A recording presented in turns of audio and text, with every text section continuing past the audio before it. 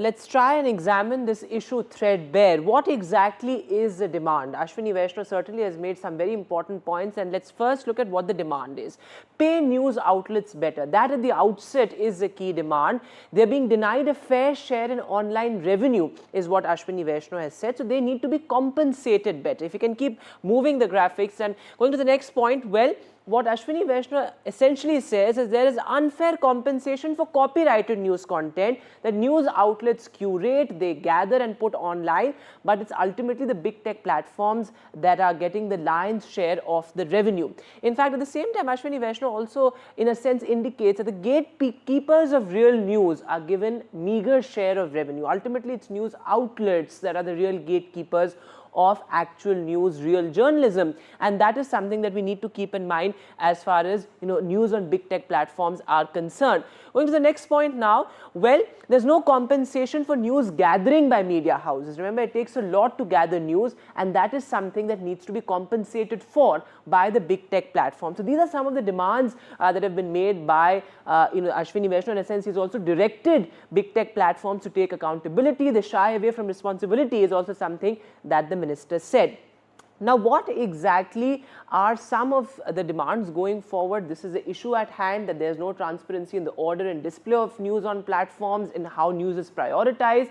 But as far as the demand is concerned, let's try and go to the second graphic now. Well, what we want essentially is better share for news outlets and online revenue. That is something that needs to be ensured by big tech platforms. Now, how will they ensure it? By bringing in more transparency and by compensating media houses for the cost of news gathering. Now, this will also happen once we tackle the menace of algorithms and the usage of stories online based on terms set by news outlets. We get to decide also how news will be displayed and prioritized online. In fact, big tech platforms must also take responsibility for the misinformation menace. That is also something that Ashwini Vaishnaw has pointed out. Let's try and in fact listen in to what the minister said yesterday that has sparked this huge debate.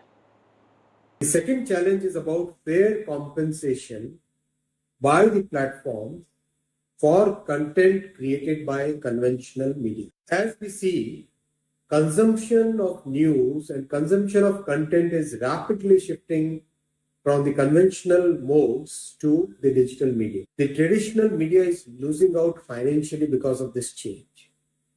The investment done in creating a team of journalists, training them, having editorial processes, having methods to check the veracity of news, taking the responsibility for the content. Well, it takes a lot to gather news and put it out there, which is why news outlets are losing out financially. Essentially, if you look at this pie chart, a major chunk of putting news out there, a major chunk of the revenue goes in the programming. Also 20% on news gathering. It takes a lot to send a reporter out there, invest resources and get news out, get stories out. Also on various other costs like promotional, advertisement, also the digital outreach. That also takes up a major chunk of the revenue. Also satellite engineering, sales and logistics. Logistics in fact makes up for almost 15% of the revenue that goes into putting news out there. So that's the cost that is incurred by a news outlet.